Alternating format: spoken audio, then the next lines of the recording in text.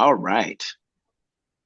Well, welcome everybody. Actually, Yumari, why don't you stop Okay, sharing so then I sorry. can you're good. I was just gonna basically go and show people some awesome pictures of your time in my lab. Anyway, before that, welcome everybody to our penultimate webinar. I'm super stoked to have Dr. Yumari Vasquez join us today. Yumari was my first lab undergrad when I started my lab at CSU San Marcos back in the day. Here's some fun pictures. These are all on my lab website. So this was Yumari and Michael giving their first poster session. Yumari started off in my lab in my first semester at CSUSM. So she was literally an inaugural member, and she was super stoked and interested in doing bioinformatics. So I tasked her and Michael with doing some really fun multiple sequence alignment, phylogeny kind of stuff, right? And we ended up putting this together in a paper. Yumari's co-author with me, I think, on at least four papers. So as an undergrad in my lab, and then she's gone on to do really phenomenal stuff in the lab. Here's us at some conference. I love this one. Actually, the next few ones are even better, I think. This one, I keep having all my lab over for labs giving. Here's one. I love this one especially. She does a lot of cosplay and stuff. Do you still do that? I don't know. I don't know. It got too expensive, but yeah. But here we were at the Science March back in 2017, I think, right? But anyway, so my point is that I'm so incredibly proud of all the cool things that Yumari has gone on to do. She received her PhD from Dr. Gordon Bennett's lab at UC Merced, and then she started a postdoc fellowship at the Joint Genome Institute. And so I'm really happy that you're here, and I can't wait to hear all the cool things that you've been doing over the years. So, today, without much further ado, take it away. Yeah. Thank you. Okay. Hopefully you won't see you won't see my whole screen. My desktop, it's quite a mess. Yeah, so thanks everyone for joining. As Arun mentioned, I am a postdoc at the Joint Genome Institute. So it's a DOE funded user facility at the Lawrence Berkeley National Lab.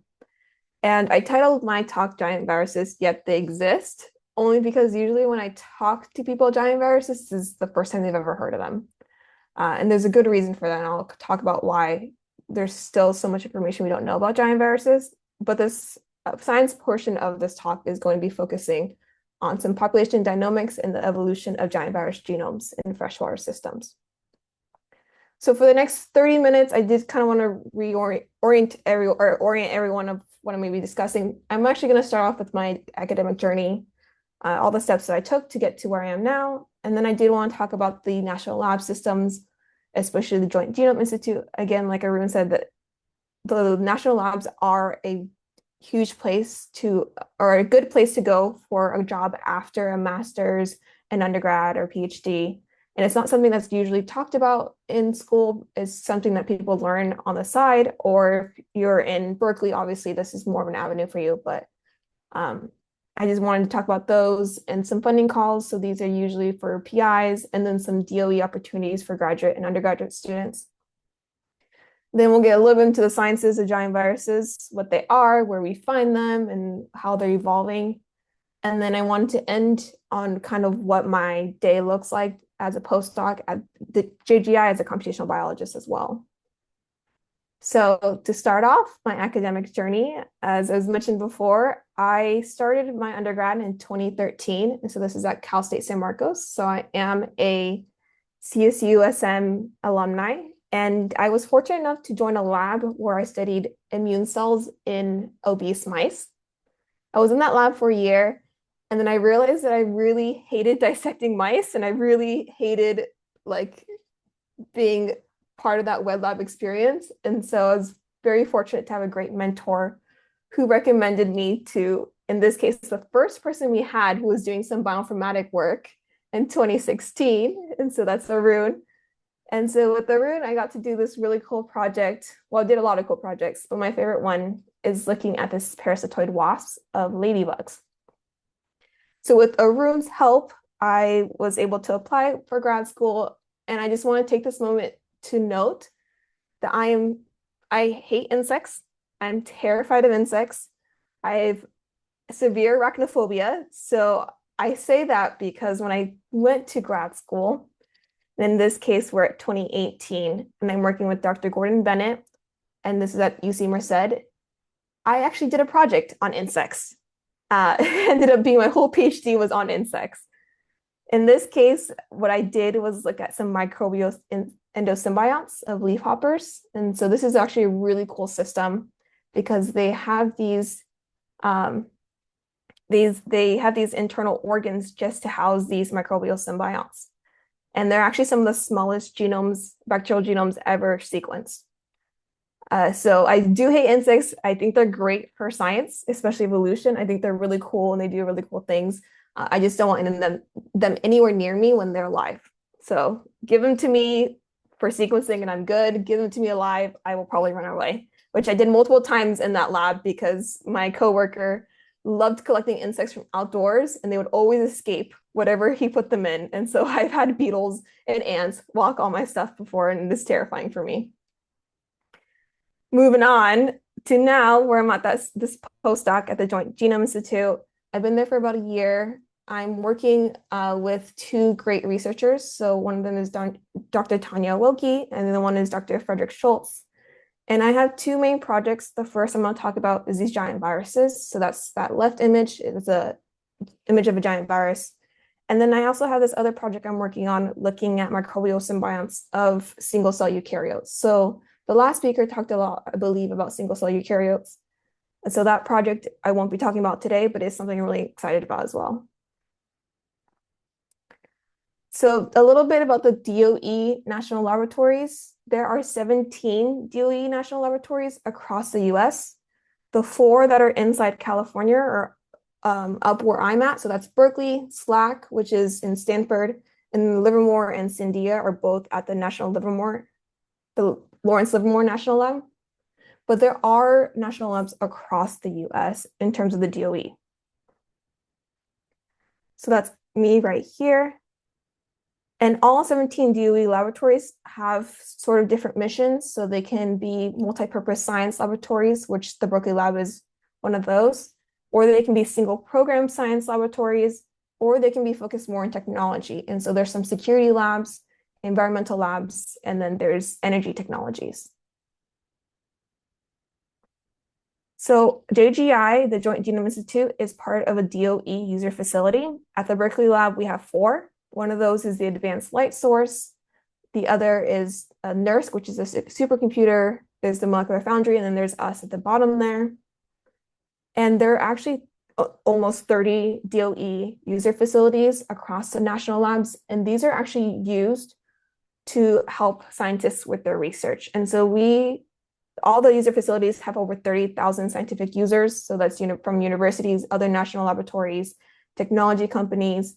And our job is to help people improve and further lead their research into new avenues.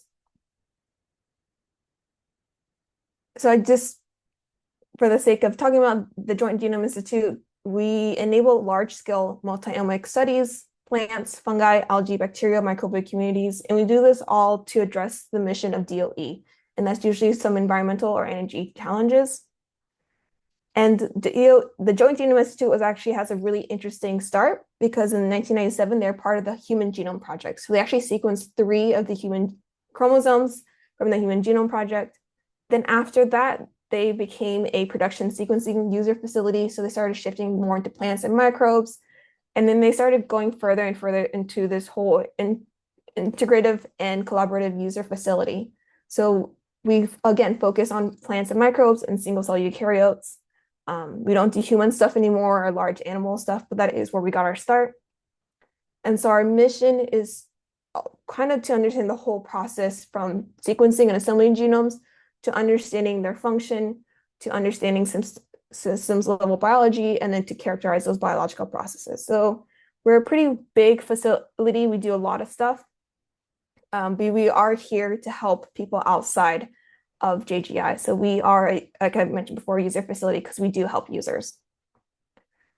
Some funding calls. So if you are interested, if you're working with someone who think maybe wanting to do some sequencing, we do have a bunch of funding calls that we relay every single year.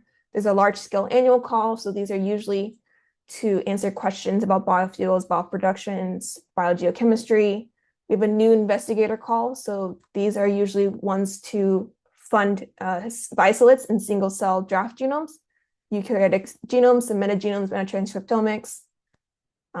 We have functional genomics calls. So this is more if you want to look at genes or pathway synthesis. And then we have this large funding call where we do the sequencing, synthesis, metabolomics, and analysis all for one project. Mari, Yes. are you thinking you're sharing your screen or no? Or is this just talking about stuff at this point? No, she's got her screen shared, Scott. Oh, okay. I can't see it, so I don't know why. Give me one. How about everybody else? Does everybody else see it if I'm just talking? No, we can. Sounds like Yeah. the screen. Okay, I cannot see. So some people cannot. Okay. It sounded like you were talking about. I can't see it. I can't. Some people can't. So I would unshare and share again. Okay. Weird. Okay. No, Sorry about that. No, good. There we go. Okay. Okay. I can see it. Sorry, it sounded like you were talking about slides. I was like, I don't see any. Oh no. That's great. That's great. Okay, good. Okay. There. It was nothing important, but there were just some images of like GDI and stuff. So thanks. Yeah, just feel free to stop me if there's any issues. I'm happy to take a pause. I tend to speak very quickly. I did want to share some of the opportunities for grad students and undergrads that we have in DOE, because I think this is a great place to start if you want to be part of the National Labs, or at least try it out to see if it's something you're interested in. So the biggest one for graduate students is this SCGSR program. Unfortunately for this year, it's already past the deadline, but if you're thinking about it, you can do October in 2025, and you just do a portion of your grad work at a DOE facility. So it doesn't have to be Berkeley, it can be any DOE facility. Usually these are about 3 to 6 months that I've seen people do. So it's a short-term process. The other one is for undergraduates. This is usually a summer program. Sometimes it can be longer. And again, this funding call or this funding period has already passed. You'd have to go for next year. But both are really great ways to enter the national laboratory space. Okay, so I'm going to shift a little bit more. So what does JGI provide? I mentioned this multiple times. If you saw the slides, you would have seen all the images. If not, the gist is DNA, RNA sequencing, DNA synthesis, and metabolomics. I specifically focus on DNA sequencing, maybe with the future of RNA sequencing, but I look a lot into viruses and bacteria. So I don't touch the plant side of this, but there are a great number of researchers who do a lot of plant work at JGI, which leads me into giant viruses. So this is one of my favorite titles from a paper in 2021, The Atlantic. It says, "We know almost nothing about giant viruses." And to this date, that's still pretty true, unfortunately, which is great for some of us who are still learning stuff about microbes, because this is a great way to start making a lot of interesting new findings that you wouldn't be able to do with things that are already well known. So if you were at Gary Tribble's talk, he would have talked a little bit about the virophages and a little bit more of the viruses in soil. So some of this may be a little bit of a repeat, but he did not focus on the giant virus stuff. So you're going to actually get the other side of this. And I'm showing you what well-known viruses look like. So that's HIV, coronavirus, Zika, polio. If you put them on a grid like this is what they would be in terms of sizing and their genome size, the virus particle size and genome size. Now, if we superimpose giant viruses on top of that, we're looking at a huge difference in both genome size and virus particle size. And so when we think of viruses, we're often thinking of very small little things that are hard to see underneath the microscope, and they're not very complex in terms of that they need their host in order to replicate, in order to do a lot of different processes. They're very large parasitic organisms. Giant viruses, on the other hand, can actually do some of their replication on their own, which is something that's unheard of for viruses. So they are completely different when you start talking about giant viruses versus a traditional small virus. So this is what a giant virus looks like. It has this really cool, this is a mini virus, tendrils, and it has this, I guess, kind of like a spinning top formation. And so in G, you can kind of see how it looks when it's enveloped by a cell. And the reason why giant viruses, they're so new, and the reason that we don't understand most about them is because they were first observed in 1992 in amoeba, and they thought it was a bacterium, a pneumonia-causing bacterium. So when they saw this in 1992, they decided to do amplifications using 16S rDNA bacterial primers. But bacterial primers are not going to amplify a virus genome. So for years, researchers were trying to amplify this, and they were never actually able to do it. So it wasn't until 2003 that researchers actually figured out that this wasn't a bacteria, it was a virus. And they named it Mimi virus. So it's actually a name to say microbe mimicking virus.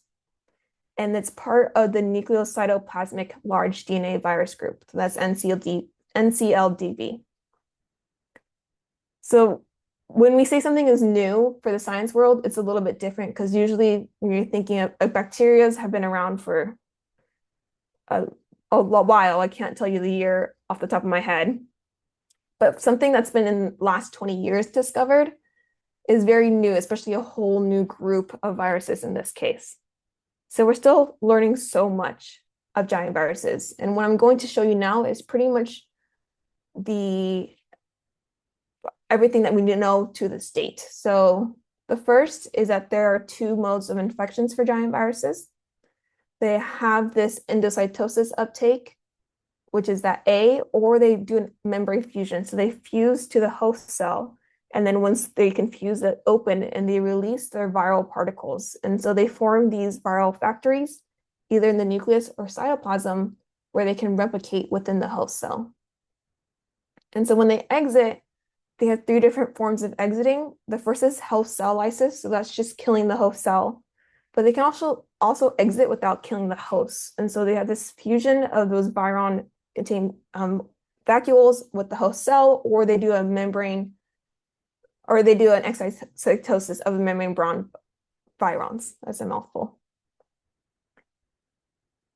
One interesting thing that we know is that giant viruses likely infect all major eukaryotic lineages. So we study a lot with the single cell eukaryotes. But some certain giant viruses can infect humans. The ones I'm talking about today are only ones that infect single cell eukaryotes. And the viral genes that they acquire from these hosts can actually lead to pathways that the giant virus use in order to lead to host death. So they actually were able to get genes from their host that they use again to kill those hosts in return. And so these black arrows here are showing some known HTGs between a giant virus and a host that have been transferred. So you can kind of see how closely related they are to the host and how much they can get from their host themselves. One thing else is that giant viruses they seem to alter their host metabolism during infection. So everything here that you're seeing in dark red are roles that are supported by functional data. Everything that you're seeing in light red are roles that are actually just kind of hypothesized or computationally predicted. And that's really important because a lot of the stuff that we know about giant viruses is computationally predicted, because they're much harder to grow on a culture plate than you would other types of bacteria, stuff like that. So we rely a lot on these predictions. And there are a lot of unknowns about what they're actually doing in their environment. So one thing that's surprising to most people is that giant viruses are found everywhere. We're talking about seawater, soil, aerosols, sewage, fountains, air conditioners, permafrost, dinoflagellate-associated corals, arthropods, and even humans. So we were talking about like anywhere that you're going, there are giant viruses, which we knew about bacteria being everywhere. We know that bacteria is in your gut microbiome, it's on your skin. But viruses are the ones, especially giant viruses, are the ones that we're really discovering where they're congregating, and that is the same as bacteria everywhere. But we do know a couple things about giant viruses and their role in the environment. The biggest one is the termination of algal blooms. If you're familiar with harmful algal blooms in water systems, they can really deplete the oxygen and block sunlight in the water, which can ruin that ecosystem. So they've actually found that giant viruses love to infect algae. And so when there's an algae bloom, the giant viruses will also grow and infect the algae, and it'll stop it from causing further harm. Some other possible applications they found of giant viruses, this was actually very recent in 2024 in June. They found that giant viruses could actually be slowing ice melt. So when ice melt increases, so does sea level rising. And so the giant viruses are infecting the algae that speed up ice melt. So they're finding that giant viruses could actually be helping in stopping this ice melt. One of the cooler ones in my mind is that giant viruses can be used as a biocontrol for Naegleria fowleri. So Naegleria fowleri is an amoeba found in water systems that can infect a human and actually eat their brain. So they call it the brain-eating amoeba. Giant viruses can stop them before they actually start infecting humans. So we're seeing that they're doing a lot of good out there, and so there's still a lot of unknowns of what else they can be doing. One of the ways that we've learned so much about giant viruses has been metagenomics. And so there was a talk a few weeks ago about metagenomics. So this might be a review if you were there. Metagenomics is the process of taking a mixed microbial community. So this can be a sample of soil, a sample of water, doing a DNA extraction, and then sequencing all of that DNA, and then using those sequences to assemble into each of the different genomes that were within that mixed microbial community. And so this is a tree from 2020. So this is only 4 years ago. Every red line that you're seeing there is a known giant virus. Every black one that you're seeing is a new giant virus group. So what we're seeing is that there was a huge increase of diversity of giant viruses we didn't previously know. And we were able to find this because of metagenomics. So that's really important in terms of understanding giant viruses and their role in the ecosystem. So metagenomics can also lead to something that we call co-assembly. So this is something that we did at JGI, where we, instead of taking that one sample and sequencing that one sample, we took all of our samples and we sequenced them, all of them together, and then we were able to assemble our genomes from those sequences. And what this does is it allows us to recover those low abundance genomes, which unfortunately for giant viruses, they are a low abundance genome. So they don't end up being pulled out in the first area of sequencing. They can be a little bit hidden because things like bacteria and eukaryotic DNA can end up pushing them to the side. So in this case, we're really looking at those low abundance genomes, which leads into my specific work, which is the evolutionary insights of giant viruses. So I work on a system called Lake Mendota. It's one of the 5 lakes in Madison, Wisconsin. Usually I meet 1 or 2 people who have heard of it or been there or lived by it, and I'm here to tell you that there are a bunch of giant viruses in there. So Lake Mendota is a freshwater system. It's eutrophic, meaning it has a high richness of nutrients. And it's undergone 2 major ecological shifts, which are important for my work. The first is that there was this invasion of the spiny water flea. This was in 2009, and they consumed zooplankton. And the second is the invasion of zebra mussels, and that was in 2015, and they consume algae and phytoplankton. So all these are important because giant viruses infect both zooplankton, they infect algae, and they also infect phytoplankton. So the Lake Mendota dataset I'm working on, it's a 20-year dataset, and instead of the normal 4 sampling seasons that we're used to, they actually do 6 sampling seasons. So the first is ice on, so that's when the lake freezes. They do a spring which is when there's a diatom bloom and there's clear water. So that's when the zooplankton has been grazing. Because of the spiny water flea, that clear water section has been actually kind of decreasing because there's less zooplankton to graze on this diatom bloom. And then you have an early and late summer that are split, and then they go into fall, which leads back to ISON. So I said this is a 20-year data set. We're looking at 471 samples over 20 years. So you can kind of see both what those seasons look like across each year, and those dots are every single sampling. So it's important to note that these are across all the years and across all the seasons. It's a lot of samples. A lot of work was done into this co-assembly. And that was published recently, I believe it was like 2 months ago, maybe a month ago, by a group at JGI, led by someone, Tiffany Oliver. I don't remember her affiliation, but she was actually with us as a temporary, on her temporary sabbatical. So she was a temporary JGI person who was doing a sabbatical with us and learning new skills. So another avenue if anybody is interested in that in the future.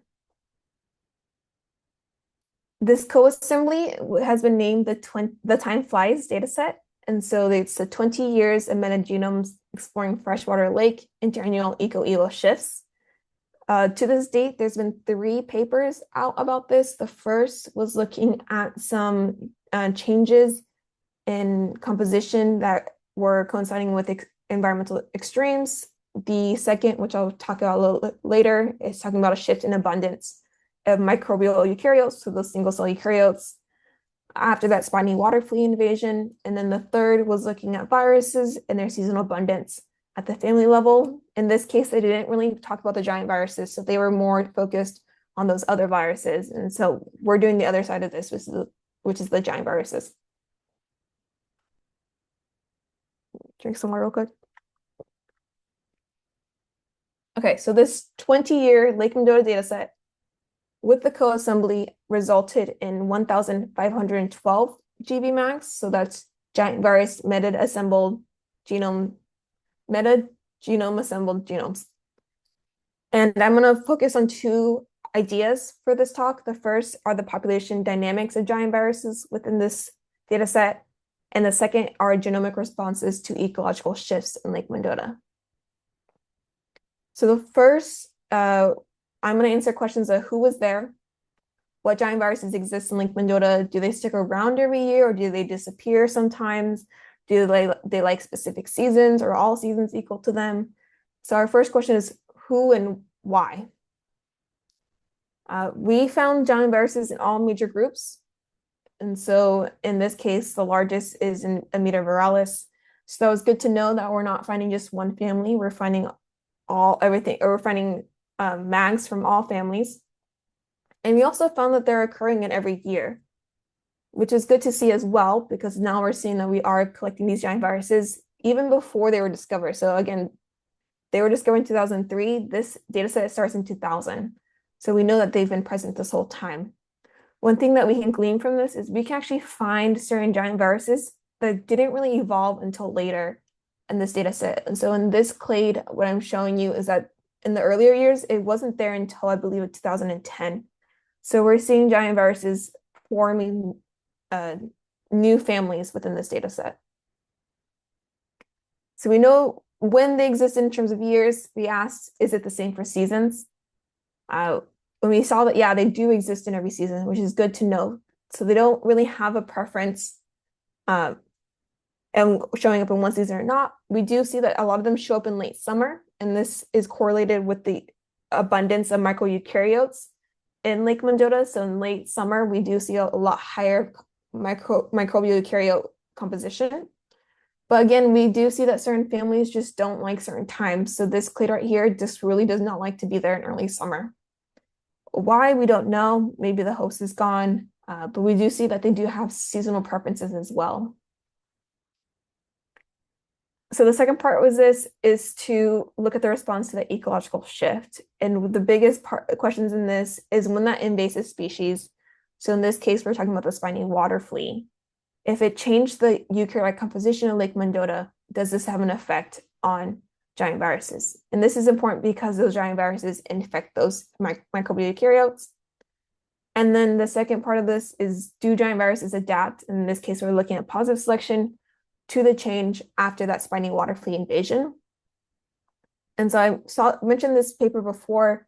They actually found that there was an increase and decrease of post-invasion behavior in certain microbial eukaryotes after that spiny water flea detection. So that's in 2009. Zebramuscle I mentioned is 2015.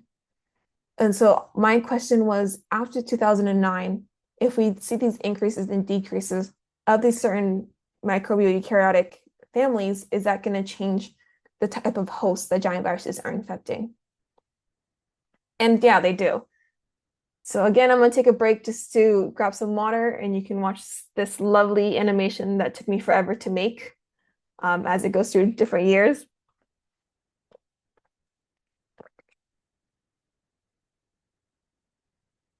So with this animation, you might be able to see it's a little bit hard.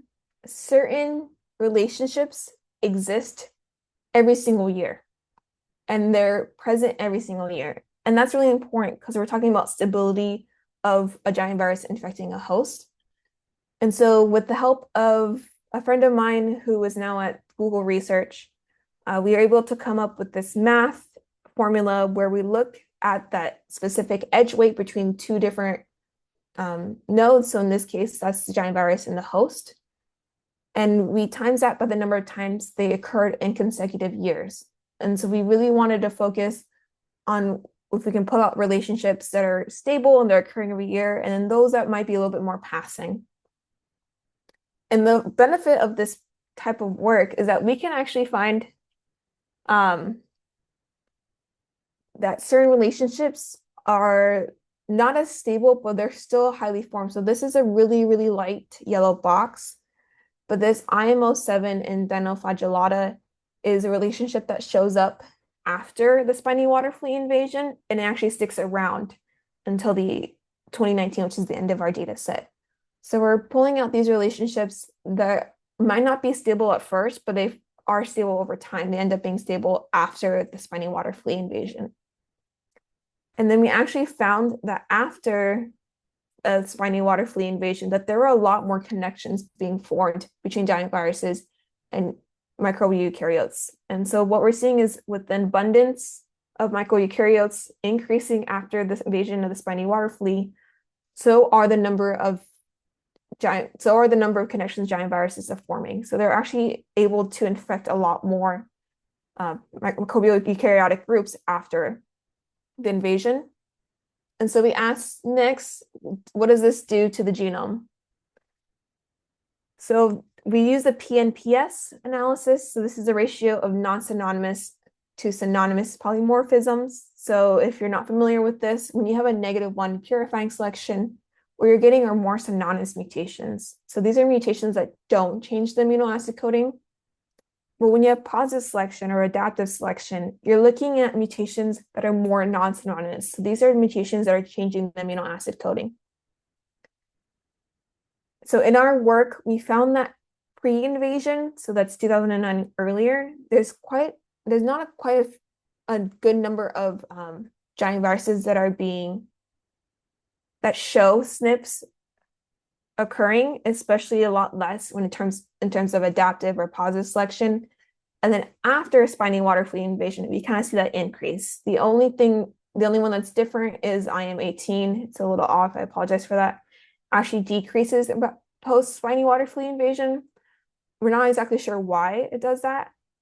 It's something that I'm looking into for my manuscript, but the rest is showing a huge increase of positive selection after the spiny water flea invasion.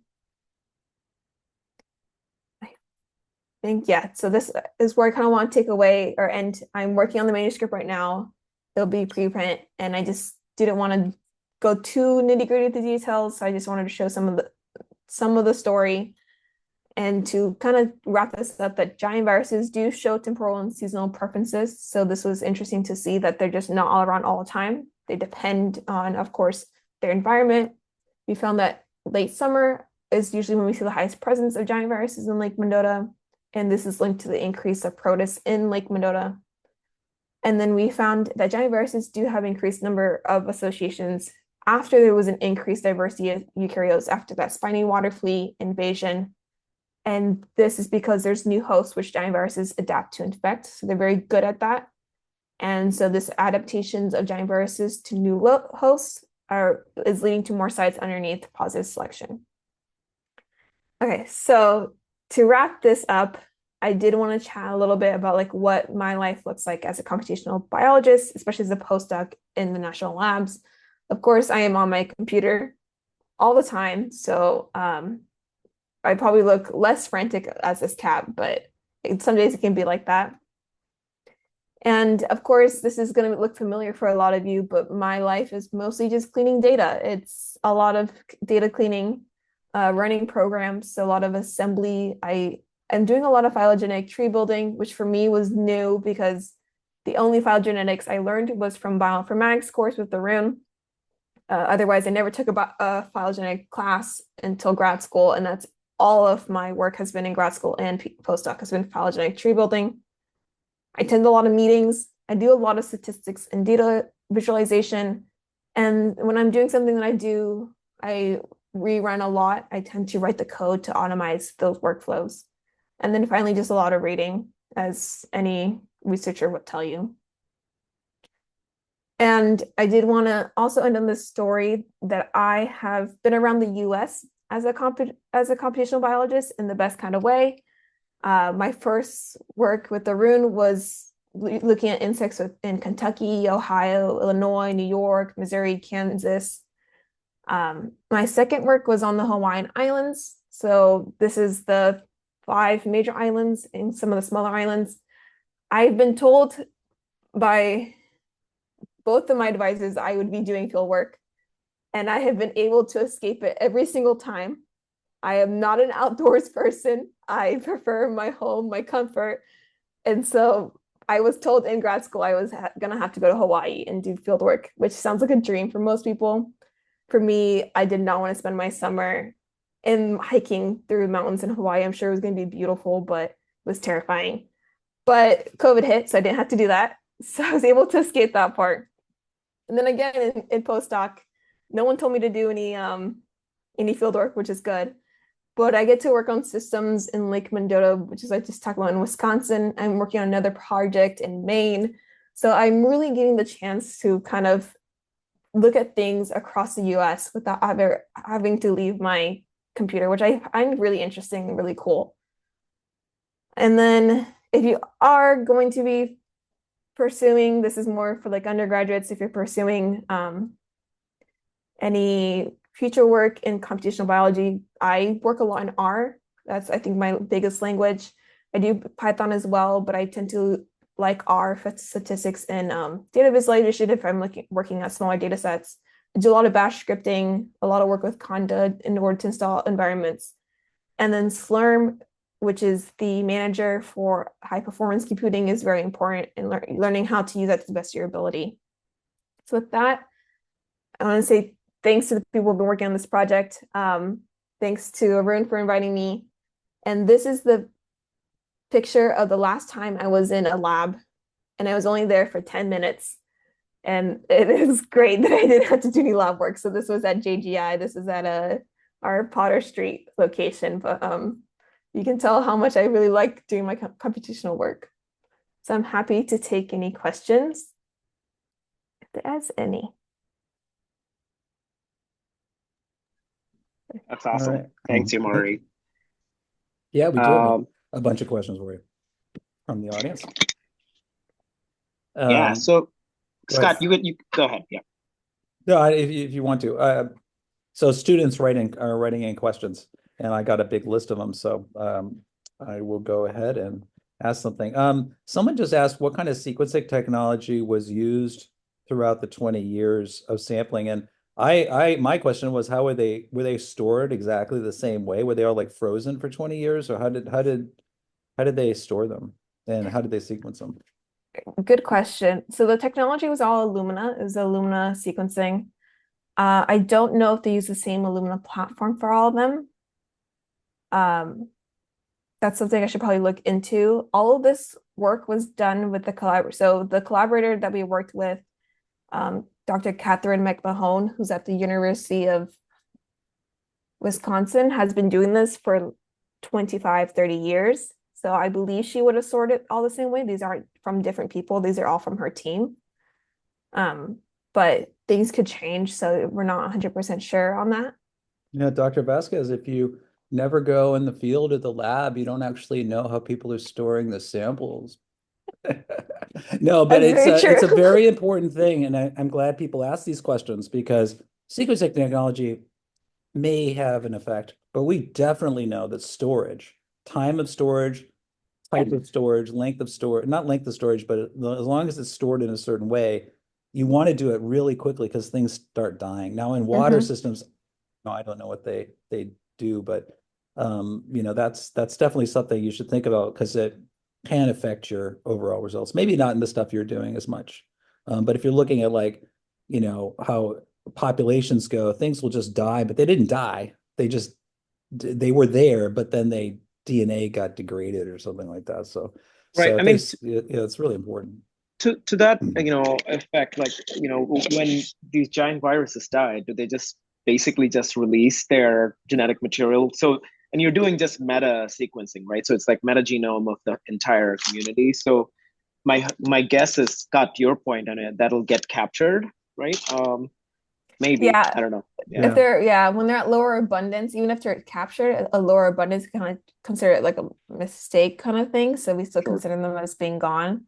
And that is a caveat that I have when I've been writing this manuscript because sequencing always does change things. Yeah. Um, but I Yeah. think this is go ahead. My guess is that they're all there, like a lot of the time, and that there's just abundance. So there's this paper by Mhm. Jack Gilbert about it's a really good study of the English Channel seasonally, and things just completely go away. And then they come roaring back because deep sequencing abundance determines whether you even find it or not. So it's possible that those things are like always there, but there's such tiny, tiny abundance that they're just waiting for it. Although the mutation rate is pretty high in some cases. So I Mhm. imagine that new things potentially are evolving. So, but I should go to some more questions. How does the genome size architecture of giant viruses compare to regular viruses or even bacteria? How would you Mhm. like, what do they have in them Yeah, that's so weird? I would say the giant viruses are in the middle of bacteria and viruses. So there's actually a huge number of giant viruses that are larger than bacteria. My grad work was done on a bacteria that had 112,000 base pairs. So it was the smallest bacteria known. And I'm looking at giant viruses much larger than that. In terms of their architecture, they still retain a lot of things like they have DNA repair mechanisms that viruses don't have. They have replication mechanisms that regular viruses don't have. So they're able to really do a lot of their own replication and repair on them with themselves without needing the help of the host, which is actually quite new for viruses. So their complexity is in between the bacteria and the viruses, but we're still learning how that really affects them in terms of evolution. And that's kind of like what half of my paper is about, is like looking at the comparison between the viruses and bacteria and the giant viruses within Lake Mendota. Yeah, So we can that's kind well, of see. that's a great question. Sorry, I mean, I'm just so Very excited good. about these giant viruses. I've heard of the Mimi virus, all that kind of stuff for years now. And they have replication machinery, which clearly viruses don't have. Mhm. So are they degraded? Are they an intermediate stage to a virus with not those things? Are these proteins related to some kind of bacterial lineage? Is it one bacteria? Is it many bacteria? It seems to me they might be an intermediate stage of loss, actually, and that they're still working, but they really still need a host because they don't have any of that machinery left. Or is it complete? I mean, I almost can't believe it's completely novel, like out of, nothing, but the viruses must be related to something. Yeah, that's a good question. I've been working on this project for less than a year. So before I came in, I did not know giant viruses existed. As far as what I know, they do a lot of HTGs. So they do a lot of horizontal gene transfers, a lot of them from bacteria. And they also do a lot of gene duplications. And so their whole genome is made up of the fact that they're able to really do these gene duplications and these HTGs at a higher rate. And so that's kind of what we're owing their large size to. They don't lose genes as fast as they gain genes. So this machinery, I'm guessing, would be more of an HGG process more than anything. But yeah, they're still looking at like a lot of those different specific aspects of that.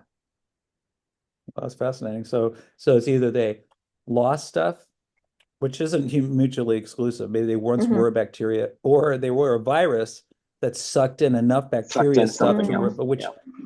Okay. I had that hard to believe. I really do. I really, really No, do. but But so you do it. You keep going. It's your research. no, I do. I get what you're saying right now, and I do think that they've led it to being a virus. Like it's a virus before. It was never a bacteria that turned into a virus. It's been a Really? virus the whole time Insane. that's been able Okay. to like uptake these genes. That's Um, amazing. I know it's a little bit weird to think of that way because I'm used to seeing bacteria lose genes a lot. So it's been kind of flipped on its head. But yeah, I'm sure someone's gonna find out the answer to and correct me in the future on this YouTube Absolutely. video. I have this great question about climate change. So you have a couple of things going on, but have the lakes been affected by climate change?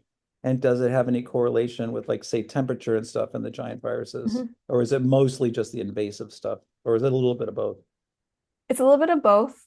I don't focus on the temperature in my study, but I have known that they have been looking at climate change with Lake Mendota. So Lake Mendota has been being sampled for the last like 40 years. So they have a ton of samples for other items that they're looking at to really see how that's changing. But I do think that with the invasive species, that has been the thing that has been affecting Lake Mendota the most, just because they really shorten that clear water stage, which is really important for Lake Mendota to have that area where the sunlight can reach down to the bottom and make sure that everybody is getting sunlight and getting nutrients and stuff. Um, I don't think they focus on climate change as much in Lake Mendota. They probably have a little bit more stability, but yeah, in terms of Is, giant viruses, we still don't know. We're still learning what climate change does to them, which hopefully will be part of my project in the future. I was going to say, isn't Mendota also one of those places that's been studied extensively for pollution? So Yes. environmental pollution effects on. So I wonder if, but I think it's been protected since. I can't remember if it. But over the period, you probably also have other kinds of data, right? You have, concentration of different minerals or, Hmm. elemental composition because there's, it's Wisconsin, it's middle of lots of farmland, perhaps, you have a lot of runoff. So, I mean, is that something at all that you folks are also looking at? So they have that data. They have like oxygen captures to see how much oxygen is in the water, carbon. I tried looking at it for my work. It ended up being a little bit too much. So the sampling that we have isn't the exact sampling that Lake Mendota does of their inorganic compounds. And so when I tried kind of mashing them together, the data got really messy. Um, and it stopped to being about giant virus genome evolution and more about just how the lake had changed. And so we kind of just took a step away from that. I think there's a great avenue to consider that again, especially with this type of work. I just don't think it's going to be me doing that work. But yeah, they do have all that data that can be done and looked at with viruses, bacteria, microbial eukaryotes, everything. Great. Someone asked about RNA-seq. Now, these are DNA viruses, right? Yes. Okay. But can you even do RNA-seq on these viruses? I mean, is it really, because there's so low abundance, is that something that anyone has tried, or is that something you should just do? There's no really cultures, are there? There are cultures. So they Oh, do there are. culture them. Yeah, but they culture them with so it's usually one host, one giant virus Hmm. species. This tends to be the amoeba host. They're able to culture the amoeba host with the giant virus. Um, Oh, I bet but they could get the RNA-seq from both of them yeah, at the same time. Ooh, yeah. So that's fascinating. they do single cell RNA-seq. It's been really interesting Oh, for wow. that study to look at that.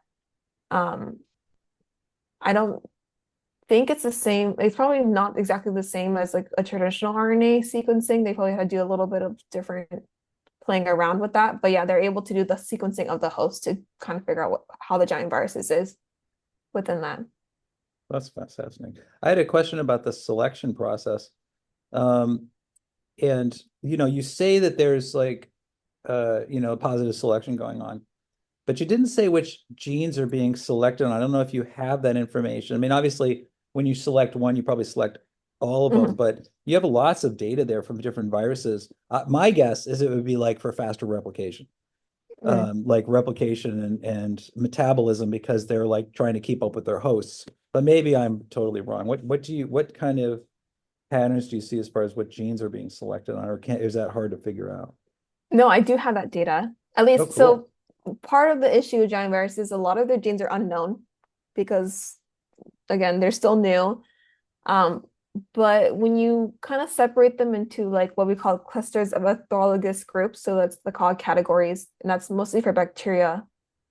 We found them to be mostly in the group O, which I'm looking up, air post-translational modification, protein turnover, and chaperone functions. And so all of these tend to be things that are relating to host metabolism. So to infect the host, that's what's adapting. Yeah. So that's kind of what you expect, obviously. Um, and so a lot of the things I've also been seeing is that they have a lot of positive selection in DNA repair mechanisms after the spiny water flea invasion too, because of course they're trying to make sure that they can preserve their DNA. So that's things like mu-S. Um, but yeah, so we do have that data. It's just unfortunate that like I would say like 80% of our genes are unknown function. So we're working off like the small subset of like what we do know their function as. That's crazy. Yeah.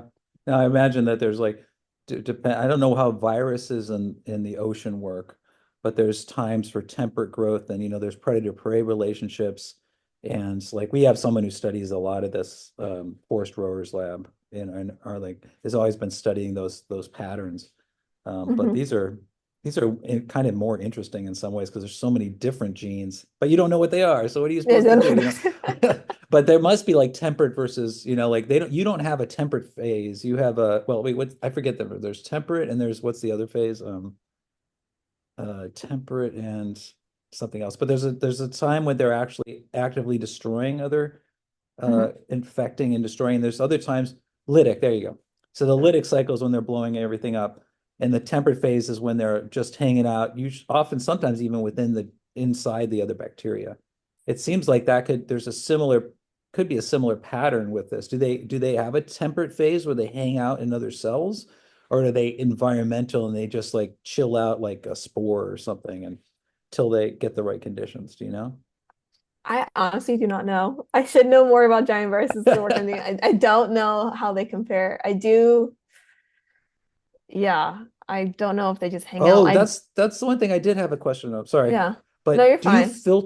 do you filter out the viruses like before you sequencing, or are they big enough where you just sequence them all together?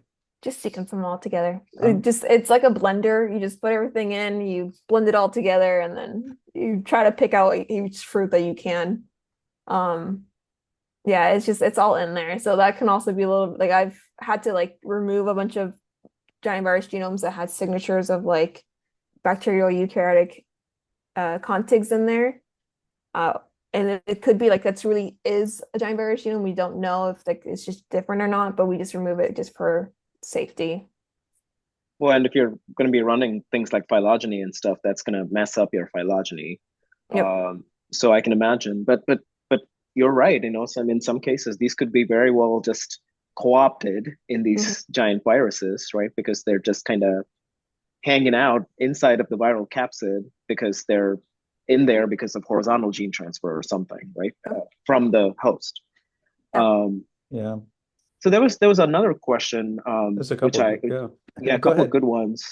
So this one's from Nate Chu. He's at CSU Monterey Bay. He says, wondering what about your network analysis. Look like there's some high degree nodes, and then you talked about establishing consistent host virus relationships. Were you also able to identify sort of generalist and specialist viruses Yes, in that analysis?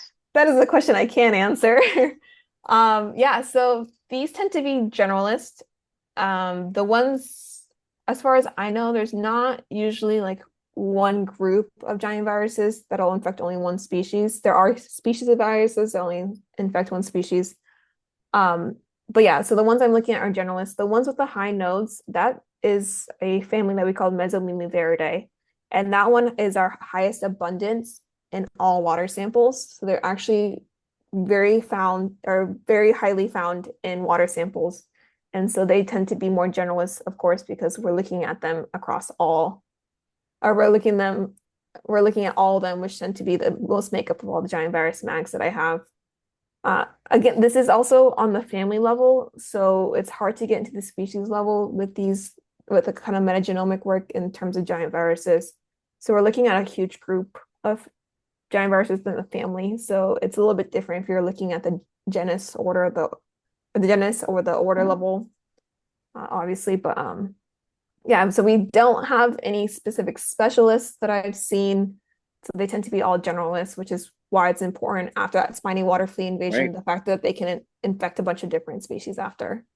Right. And I think it's also super important to study in the context of like how these communities can spill over, right? Because I mean, we're increasingly realizing how much zoonotic transfer happens, Mhm. right? And this lake likely is used to Swim. harvest water for farms or something. So it's eventually going to get into our system, right? Yes, Uh, yeah. And so so far, none of these infect humans that I'm studying, I so was we're going to good on say, that yeah, part. yeah, Um, yeah, but yeah, like I said, there are NCLDV, there are giant viruses that do infect humans. There's one that was there famous, are. yeah, and I can't remember the name of that was in the news a couple of months ago, but um, Do you know what it was like? Was it like a pathogenic thing that was causing some? yes. I wish Wow, I that's knew. I nuts. honestly, I tried looking it up before this, but I just couldn't remember the name. I I'm also sure gonna wonder. remember next week. It's one of those like you get like amoebiasis kind of stuff, right? Where you end up with severe stomach aches and diarrhea and whatnot. And people have always assumed that's actually because of the amoeba. Maybe it's actually the giant virus inside the amoeba, right? Okay, Just no, but the giant viruses are trying to kill the amoeba, I know, so I know, I know. we Unless they're just hanging out. yeah. No, that's Yes, really unless they're interesting just hanging because out. the to follow up on that just briefly, like what is the invasion mechanism? Because they don't use it, not using a specific receptor then if they're a generalist. Do they go in through a vacuole or something? I mean, how do they enter Yep. the cells? Is that how they do it? Yeah, the They're like, vacuoles is one of the things. or Yeah. they're So they like, oh, have we think you're food, and then it's like a yeah. Trojan horse or something. Yeah, they have like the protein tendrils that they're able to like bind onto the membrane. And so they either just Just like, go in. yeah, they just kind of like go in. What that mechanism is in terms of like each single cell eukaryote, I think it's different. Um, and there are studies on that as well, looking at that. But yeah, they just kind of just go in, they Well, make that's so their cool. way, they make a hole for That themselves. brings up we had two students who asked the kind of similar questions. One of them, do they have potential in biotechnology, and are there any like current projects where they're using it to do biotechnology or attack pathogens or other organisms? So yes, they have a lot of potential in biotechnology. Specifically, if we're looking at biocontrol of things like the brain-eating amoeba, that is a huge thing. The specialist, so Frederick Schultz, who I'm working with, is the leading specialist in giant viruses, is actually hoping to use our machinery to do something like CRISPR Cas9, so something to really uh, change the genome coding of other organisms. That is a little bit far off. That is like more of a hopeful wish. But the fact that we don't know so much about viruses and we don't know their functions of their genes means that there's something there that we can probably use in the future. So this is a really big interest for people in bioprospecting, but it's a little bit harder because of their inability to really culture these the same way you can do as bacteria. So I think in 10 years, hopefully, we're going to have a lot more of these genes being used for biotechnology. Um, yeah, I think that's where this field is heading. As long as people aren't terrified of giant viruses as a zombie leading, or kind I, of a zombie pathogen thing. I can imagine, like, phage therapy is still in its infancy, and there's a lot of people sort of Mhm. thinking about phages as a means to deliver drugs, right? So I think there's potential, and phages are tiny. Well, but I mean, if you think about the broader definition of what phages are, giant viruses are bacteriophages, right? Yeah. So I feel like there's lots of potential if you think about it. So that's pretty cool, I think though. the problem for their use is like potentially that they're so generalist. They don't infect so you're talking about single cell eukaryotes for the most part, and Yes. then but they do multicellular. I didn't know if they can't infect multicellular ones. They need some kind of vacuole or something like that, right? Well, in terms of like the human ones, yes, they can infect like the human pathogenic giant viruses. Um, Not human cells though, human pathogens. no, they infect human cells. Okay, so using them as a treatment like the bacteriophage would be really problematic because you would Yeah. potentially infect the human cells as well. So, Yeah. but And they evolve, environmentally, yeah. they get, Yeah. yeah, okay, okay. Yeah. And they evolve so quickly, it's also like making sure that you can make sure that they're not evolving quick. It's still the same idea as phage therapy. I think there's just less known about giant viruses to go that route yet. Um, but the fact that they're bigger and you can see them underneath a microscope, I think makes it easier to study them in terms of like if you see how it's attacking a host cell, you can see that within like a regular microscope. With a regular phage, you can't do that. You have to have like a electron microscopy. So I think that'll be useful in at least being able to see the effects a little bit easier. But yeah. Very cool. Yeah. Well, we've taken a lot of your time. This is No, just I such a know. fascinating, fascinating topic. This is so impressive and really Yeah, fascinating stuff. I And feel like we go should have her back again next year to see if what they've definitely. discovered, right? Yeah, So, yeah, yeah. No, that's really cool. Yeah, I was thinking as far as your separation thing I was talking about, because I've done some of this virus separation. You have to do this with host tissue, but you have to they have to do it a lot with small viruses in environments because there's the ratio of the DNA and that's in the virus to the rest of the thing is so small, right? Mhm. That you would only sequence bacteria, you'd never get to the phage. You don't have that problem because you have really big genomes, but it's still an Mhm. issue. So, but if you were to separate it, like say on a centrifugation column, like a cesium chloride gradient, what you can do is you can have the layer that's the viruses. You can even have the layer that, and you can pull those out separately. But you could also potentially pull out the layer that's with the bacteria, and so you could or the eukaryotes even, and then you'd have separated out everything that's whole, and whatever's left in here would be integrated potentially. It would have to be integrated into the eukaryotes. So it's just a thought that you could actually ask, are they inside? Do they hang out there? When do they hang out there? And my guess is like, I don't know if they do. Maybe they don't. Maybe they're all free living all the time, but maybe they actually inhabit and carry along like a temperate thing. Is that even known? Do they hang out in these other cells at all? Oh, Just like bacteriophage do something? I'm sure my advisor knows. Yeah. Um, I honestly am unsure. Yeah, yeah, I get it. I get it. It's like I you'd I have to know it's find a picture of it. And you have to find it inside. It'd be hard. yeah. It'd be definitely hard. Yeah. Yeah, I know they've definitely tried to like isolate and enrich for the giant viruses, but it just hasn't been as feasible as they would have liked. Yeah. Um, Unfortunately, with the JGI, we people send us samples and we just kind of like sequence it. We don't do a lot of like the different like yeah, we're very broad in terms of our work. So um Yeah, you we have to kind of let trust those bench scientists. yeah, we let them do the work and we hope that They're it turns just out not well. trustworthy. I get it. Dr. Vasquez doesn't like bench scientists. We know why. No, They're not no, trustworthy. no. They are. No, I oh, mean, there's a lot of push for like traditional bench work right now because we're just getting too far into computational. We're not understanding like the actual like true studies. So Right. it's just like, yeah, I think we do need to go back there. I don't want to go back there. Someone else can go back there, and Well, yeah. I'm happy. A lot of Oh yeah. people, I remember there was one guy years ago, like we're talking the 80s or 90s, who said, we will not have to do, bioinformatics is so great. We will not have to do any bench work anymore. I'm like, no, no, no, no. That's not how it works. We don't know anything without the bench work. But the most important part of bioinformatics is to have testable hypotheses, Hmm. to go back and see and to amplify our knowledge. So, because once we Hmm. find one gene and figure out one gene of the Mimi virus, we know all the Mimi virus, or we all the giant virus genes. We know all of them. If you just know one, you figure out a new one, suddenly you know thousands of genes immediately. So it's really, it's very important.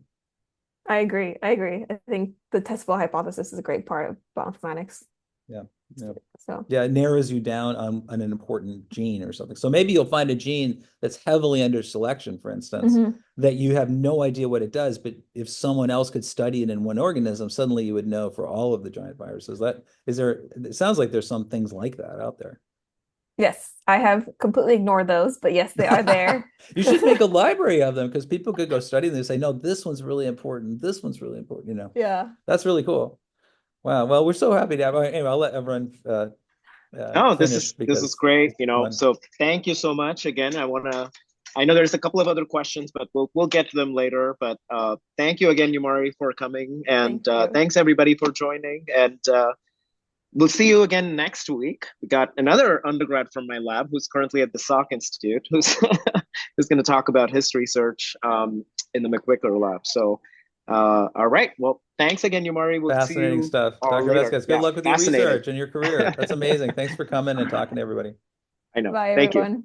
Bye. Bye.